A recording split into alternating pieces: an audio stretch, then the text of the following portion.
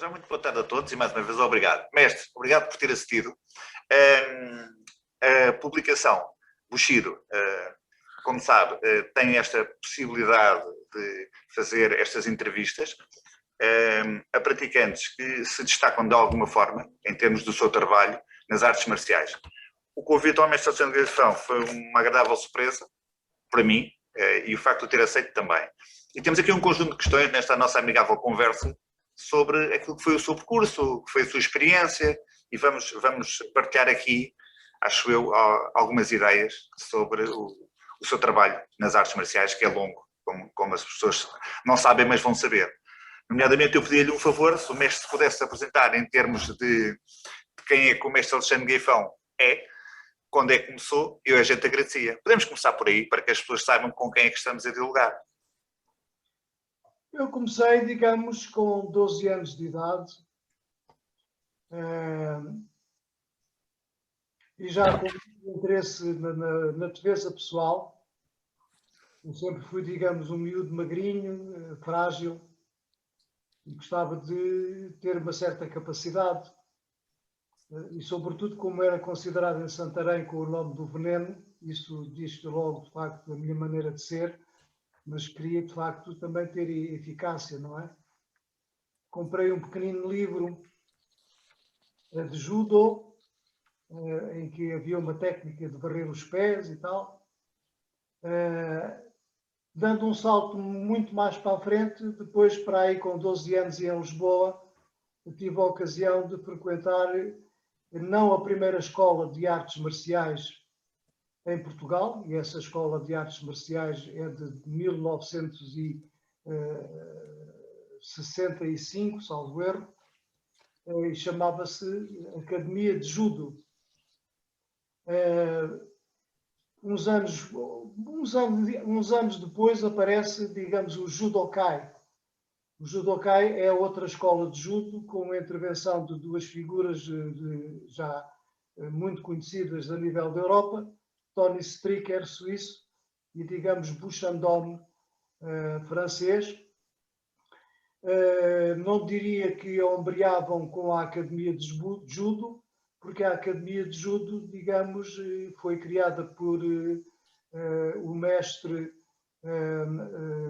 Correia Pereira, e foi diplomado primeiro dan em Berlim, onde ele estudou engenharia, e que, quando chega a Portugal, cria este dojo e começa a disseminar sobre a autorização do Ministério do Interior e ligado, digamos, à União Nacional, e que, de facto, pratica o verdadeiro Judo Kodokan inicial do grande mestre Jigoro Kano, que mais tarde, infelizmente, digamos, se dedica mais à competição, aos campeonatos, portanto, ao judo olímpico, digamos assim, e muitas coisas foram ficando para trás a nível do importante, bastante importante, digamos, na defesa pessoal de emergência e não só, e que dá origem ao jiu-jitsu, ao jiu-jitsu, são questões de pronunciar e que se desenvolve muito no Brasil. Portanto, eu comecei, digamos, no Judokai, em Portugal. Depois, mais tarde, fiz parte, digamos, do Judo Clube de Portugal. Ainda antes da vinda do grande mestre Kiyoshi Kobayashi. Entretanto, digamos, o judo tenta ir para a área desportiva. De facto, é muito complicada a situação. Nós tínhamos, havia já dentro da Academia de Budo, dentro da UBU. A UBU é criada em 1960. Em 1962, 63, nós temos um técnico japonês oficial do exército no Japão, uma pessoa muito... e oitavo dan, digamos, de judô, e judô marcial, como nós chamávamos, porque sempre se procurou um judô, digamos, eficaz. Não o judô do campeonato ou do desporto, em que tem brutais modificações, ou seja, em termos de muita coisa. Não será, talvez, oportuno, iremos depois mais à frente falar um pouquinho, digamos, consoante as vossas perguntas, desenvolver. O mestre Kiyoshi Kobayashi vem, digamos, entre aspas, em réplica, digamos, desse grande mestre oficial do Exército, conhecem-se os dois. Entretanto, nasce a Federação Nacional Karaté, a Federação Nacional de Judo, digamos, separam-se as águas, Judo passa a ser, digamos, desporto, Karaté mantém a sua marcialidade, mas sempre, digamos, na dificuldade, digamos, da rivalidade já entre os interesses do Ministério do Interior, ou seja, da Ação Nacional, enfim. As águas separam-se, mas a UBU continua no seu intuito, digamos, do karaté marcial, digamos assim, do jiu-jitsu, portanto, enfim, dessas técnicas todas do Aikido, ou seja, em 1963 nasce, digamos, o karatê em Portugal, fruto da UBU e do meu querido e grande mestre Pires Martins. Vem logo de seguida ao Aikido e as coisas vão se desenvolvendo nesse sistema até praticamente à data de hoje. O que é que eu poderei dizer mais? Bom, poderia falar, digamos, de ligações de mestres que vieram e onde eu fui, enfim, aquelas coisas que são mais normais para quem quer evoluir e aprender e ter possibilidades de, em primeiro lugar, com amor e gentileza e com conhecimentos, poder dizer aos que nos seguem e que gostam destas artes marciais e neste caso, nesta entrevista, praticamente toca em tudo, não é? Toca no Aikido, no Bojo, enfim, em tudo aquilo que nós, de facto, Kobudo, enfim. Mais ou menos de uma forma resumida, se for necessário do vosso interesse, eu tenho o meu currículo todo feito em papel, posso enviar-vos e depois fazer o que muito bem entenderem. Aliás, há, digamos, numa ação de formação da Federação Nacional Karaté, digamos, em ações de formação que eu dei, em que, de facto, uma delas vai apresentar o desenvolvimento das artes marciais em Portugal até à altura da Kedama. A Kedama depois modifica muito as coisas.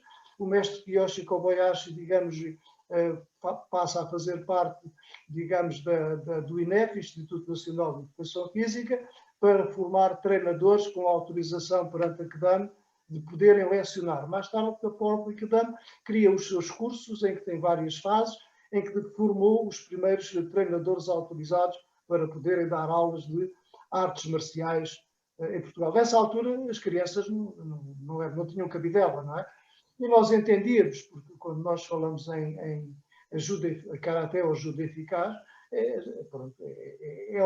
Budo, ou seja, aí estamos a falar de guerra com ou sem armas. Não é? E isso não tem nada a ver com o desporto.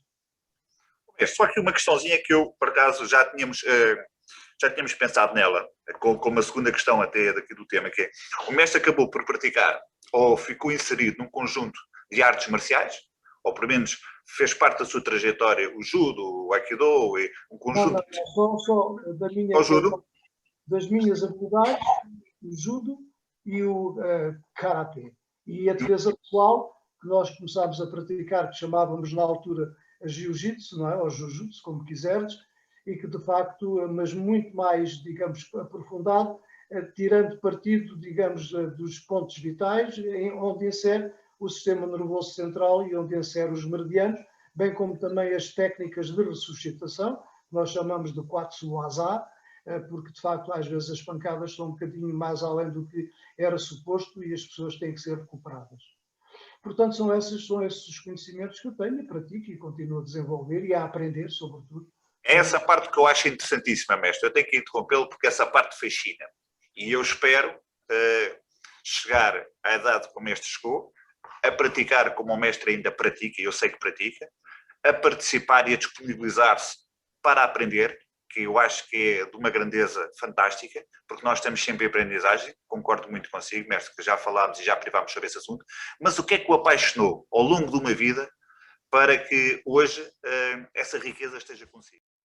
Esta paixão, digamos, é o convívio que me foi dado pelo mestre Pires Martins. Ou seja, a UBU apresenta-se, por um lado, como um órgão do Estado, com as artes marciais, por outro lado, com uma incumbência de desenvolvimento, digamos, na área dos militares.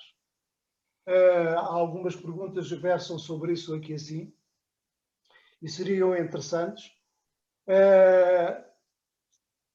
Por outro lado, digamos, isso cria na própria pessoa a paixão de que me foi comunicada, tu tens que receber para dares graciosamente, tal como eu recebi mais ou menos, digamos, os vindouros. Daí a ideia do pioneiro, ou seja, e que hoje me deixa muito orgulho, com muito orgulho e cada vez com mais orgulho de saber que as pessoas que vieram depois da CDAM, que vieram de fora, da África, daqui e daquela, e que foram também os grandes continuadores, porque traziam coisas parecidas e diferentes, mas as bases são sempre as mesmas, é isto, digamos, a marcialidade, e que de facto têm caminhado e estão a dar os seus frutos, não só na área, digamos, militar, com ou sem armas, como até na área desportiva. E isso tudo, digamos, sentir que as pessoas que trabalharam desde connosco e que serão o futuro, e ainda há tempos o Leonardo confidenciava comigo, é uma pena